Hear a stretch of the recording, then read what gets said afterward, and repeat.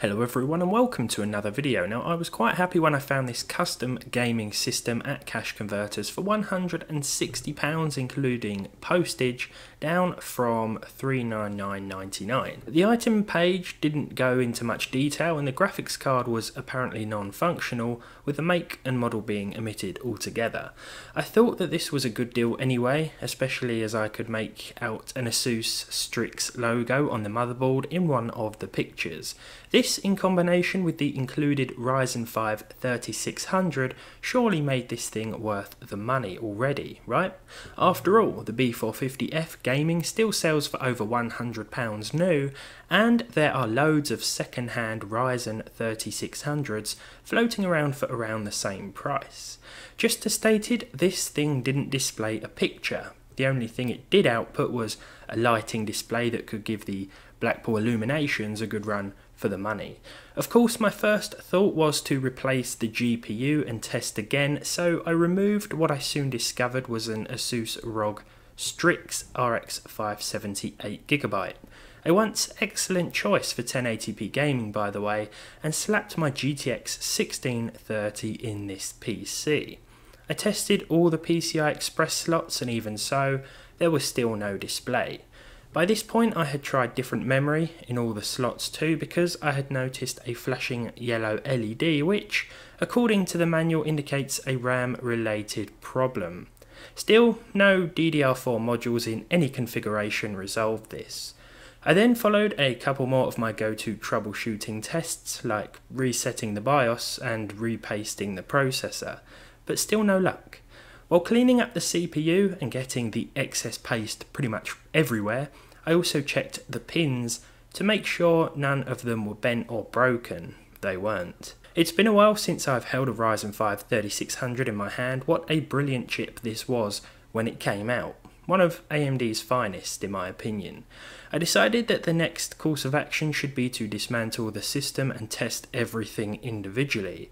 While doing this, I noticed some cat footprints on the side panel, but on the inside. So how they got there, I don't know. This is why I took the PC back outside, by the way, because if my dog got a whiff of this, then he would go absolutely mad. But it didn't help. He still smelt the PC from the other side of the house. There's a pussycat bin there.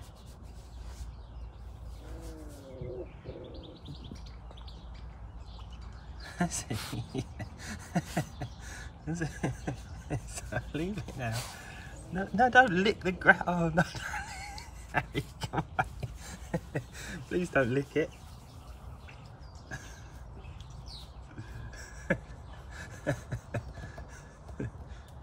Has there been a cat?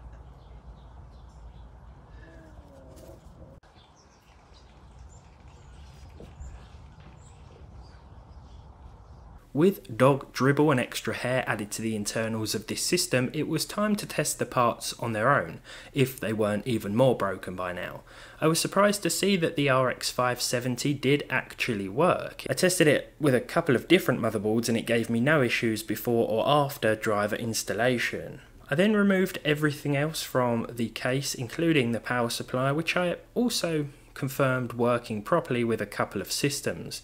First of all, I swapped the Ryzen for the Athlon 3000G and then used different memory once again. I also removed the liquid cooler simply for convenience sake. To my surprise, the PC actually booted. I thought maybe the BIOS needed updating and the 3600 wasn't supported, but the 3000G came out after the 3600 and the BIOS version, although old, still supports both CPUs. Perhaps removing the board's battery and shorting the pins was unsuccessful in clearing the BIOS settings beforehand, but swapping out the processor ensured a reset. With this in mind, I put the original single stick of RAM back, swapped the Athlon back out for the Ryzen, and hoped for the best. I noticed this time around that the motherboard LED flashed a few different colours before settling on green, and after that, just like before, the system booted.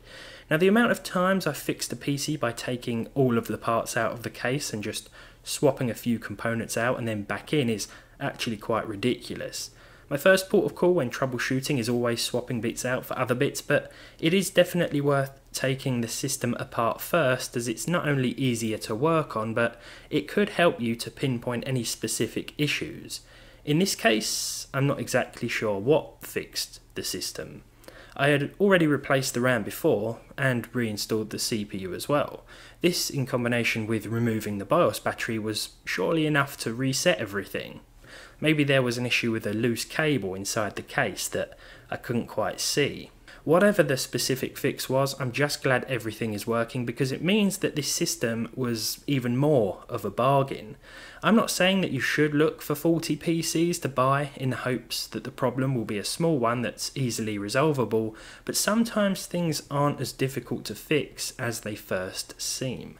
Thank you to Cash Converters for their speedy delivery and what turned out to be an awesome bargain, actually.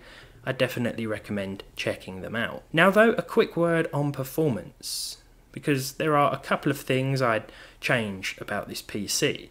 The most obvious is the RAM. A single stick of 2666 MHz DDR4 and just 8 gigs of the stuff will be problematic in some games, especially modern ones, like the newly released Spider-Man Remastered. It's a bit of a stuttery mess, and as you can see, the memory is maxing out usage-wise. Adding two 8GB sticks of 3200 MHz memory instead does the trick. I think this board supports up to 128 gigs, but in my opinion that's totally overkill, but 32 wouldn't hurt. I'd have to say that 16 is probably what I'd call the best bet in 2022 going forward. Probably not the minimum just yet, as two 4GB sticks in dual channel will still be okay, but if you can, 16 gigs is definitely the way to go.